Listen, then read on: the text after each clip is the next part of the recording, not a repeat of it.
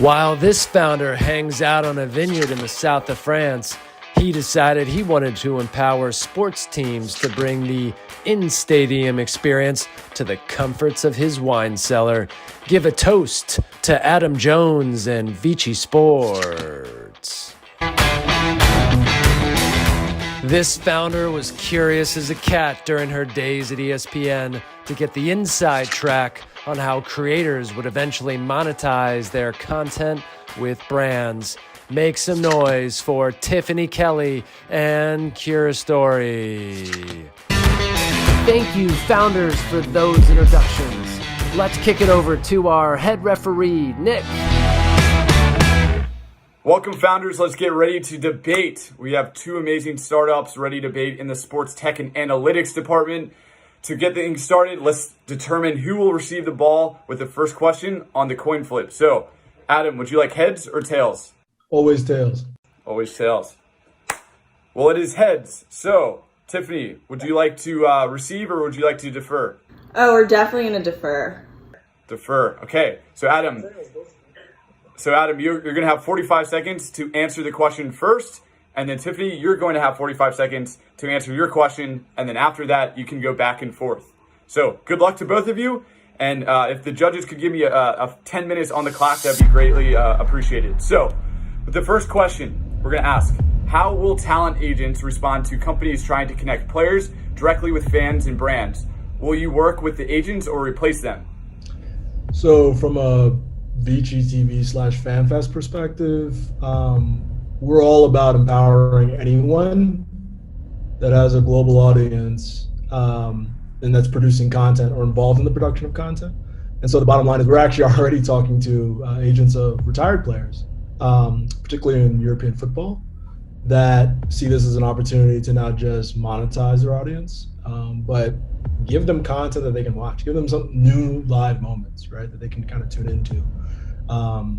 So we plan on working with them.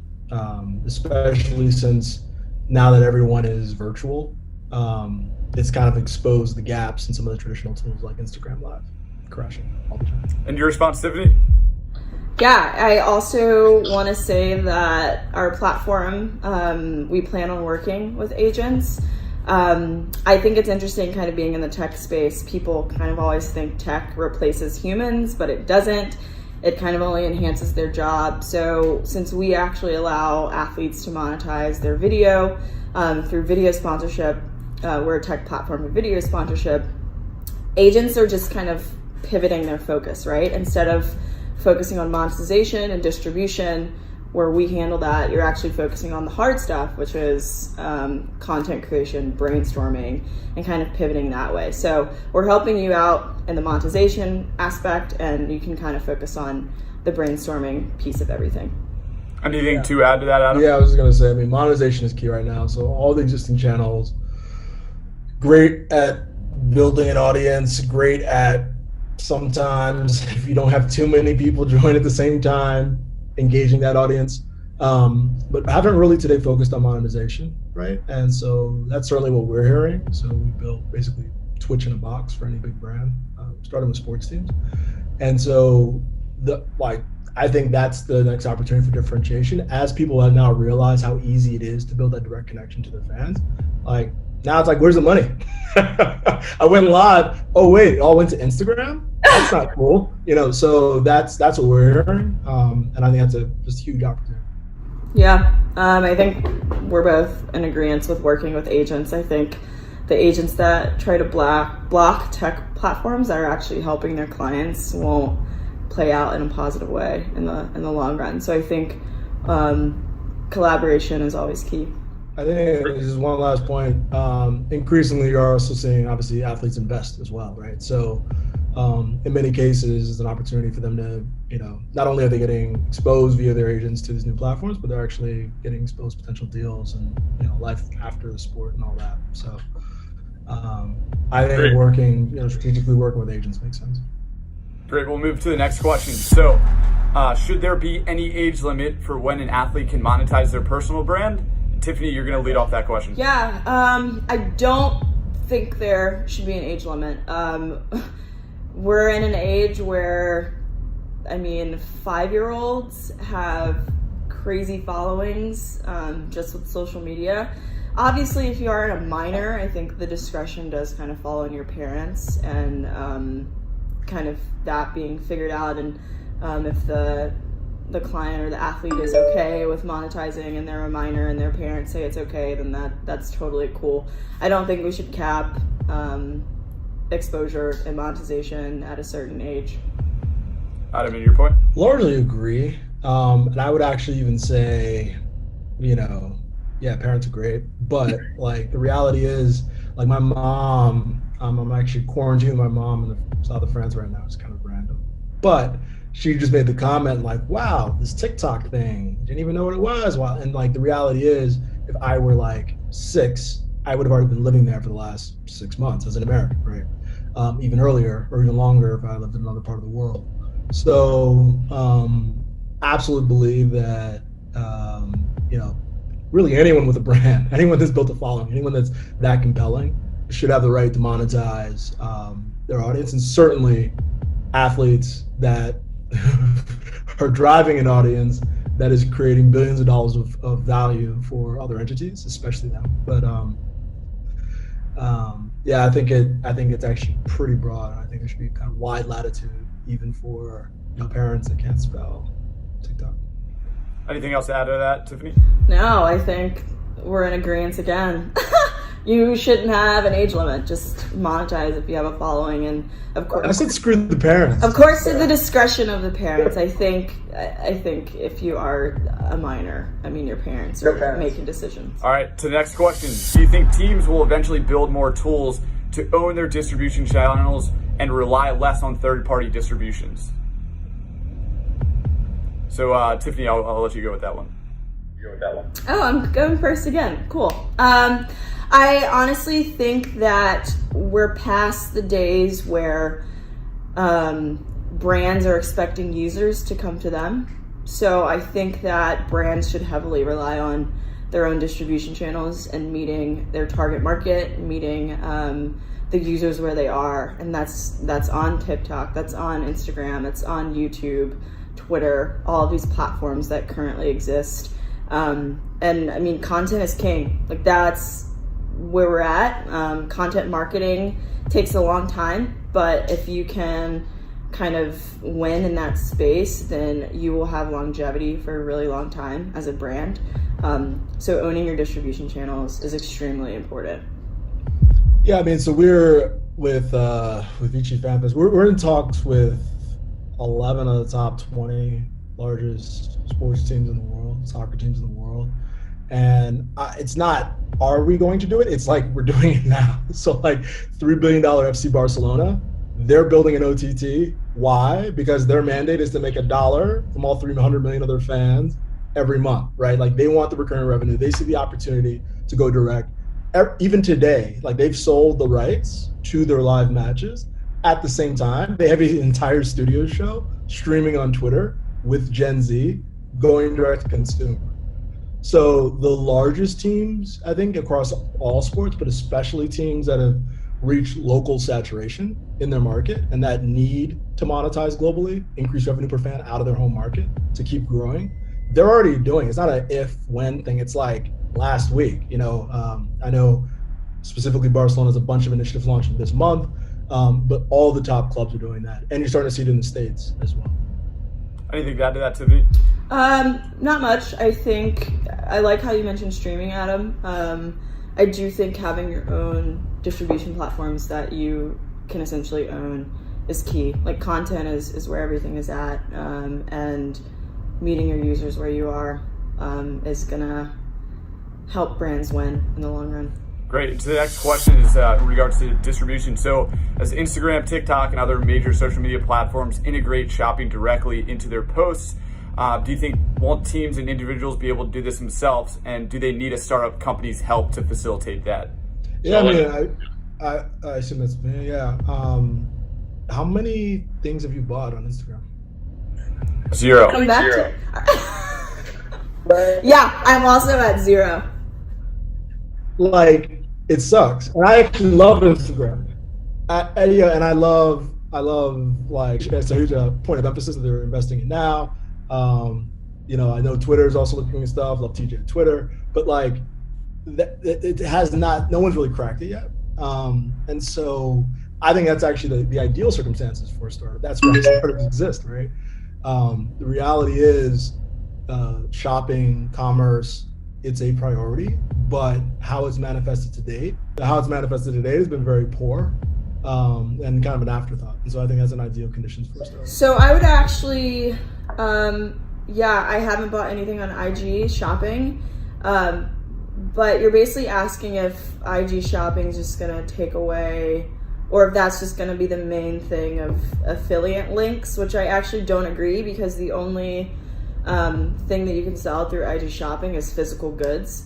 So you're basically saying, hey, content creator, you can only monetize anything physical on your post, which I don't know percentage wise how many people that is, but it's a small number, right? To kind of box content creators in and say, hey, the only affiliate links you can actually post in IG shopping are physical goods, when a lot of them are actually monetizing so many other things within their content. So I don't see IG shopping being the only player here.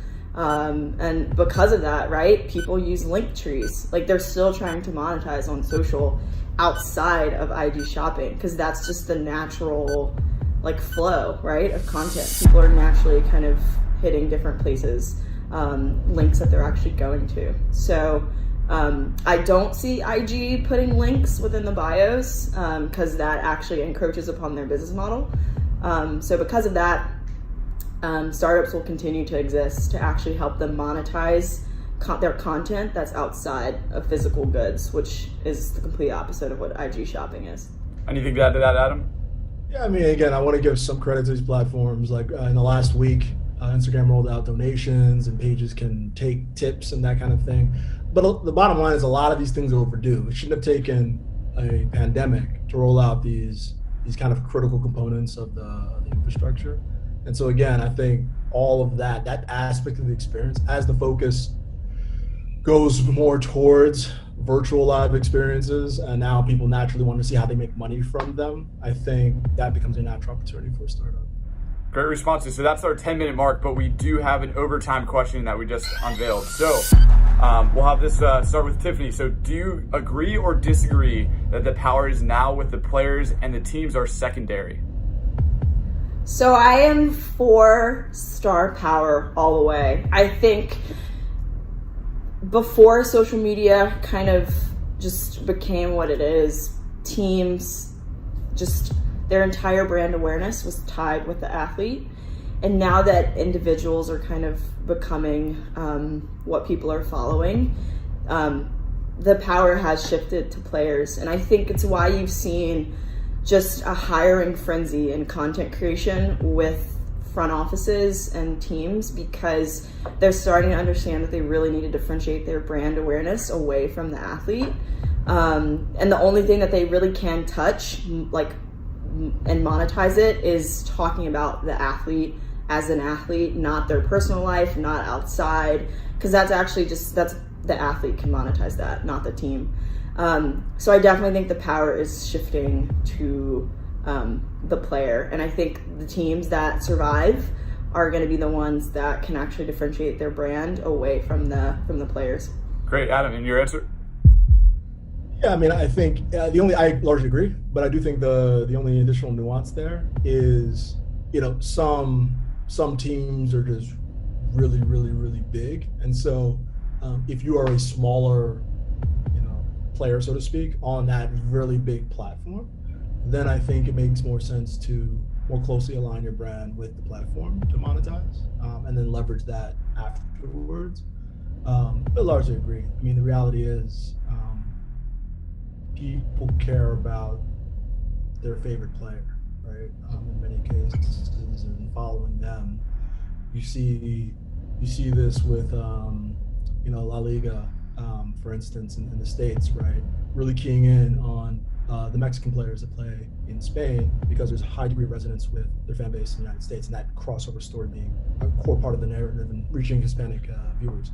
So, I think at the end of the day, the power lies with the players. But if a team has one of the largest platforms in the world, you got to take advantage of that as well. Great responses. So that's all the time we have. Thank you for a well thought out debate. And for all those listening, use the hashtag #DebateForCovid. Let us know who you think won that round. But that wraps up the sports tech and analytics for the Sweet 16 round. Thank you. And let's introduce our judges. First up, Thomas Alomes, head of North America for Sports Tech World Series. Next, John Budish, Vice President of Business Development at Wave. And lastly, Brian Zwerner, founder at Beyond the Game Network. Let's kick it over to our head referee, Nick. All right, so that was an amazing debate that we just had with Tiffany and Adam for the sports tech and analytics section for the Sweet 16. And now we're going to go over to the judges for their votes and analysis. So, Thomas, could you please provide some analysis followed by your vote on who you think won that round? First of all, thanks to Tiffany Adam. Thank you for sharing your views on that. It was actually incredibly hard to pick between you. I think you were both on the money in most of your answers and in furious agreement, which was difficult for us as judges to split between you.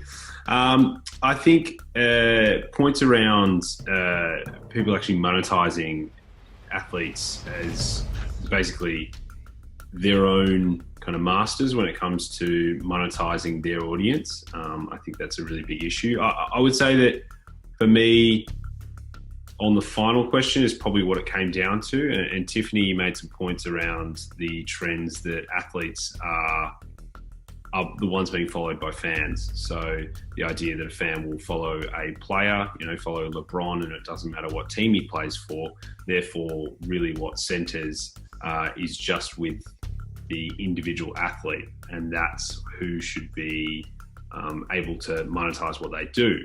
The reality is, though, not everyone's LeBron. So I actually went, my vote was with Adam because I think there are teams, especially outside of a US context and looking globally, where the team really is the main platform. And so being able to tap into not just the athlete as an individual, but the team as a platform. So that's for me where I kind of split between.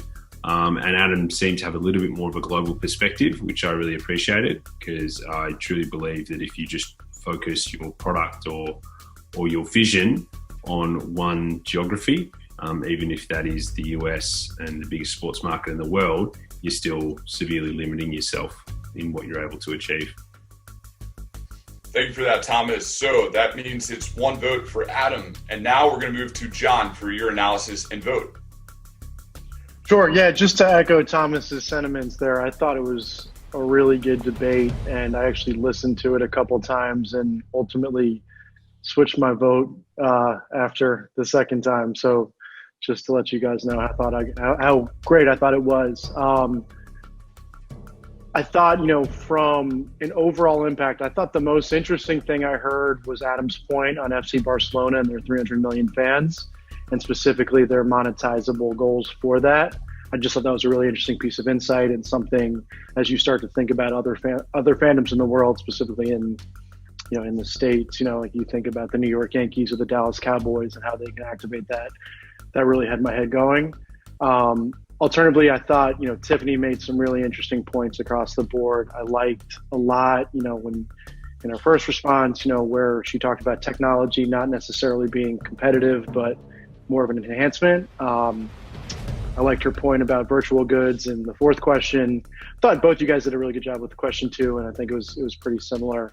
And so for me, I was almost thinking about scoring this from a boxing standpoint.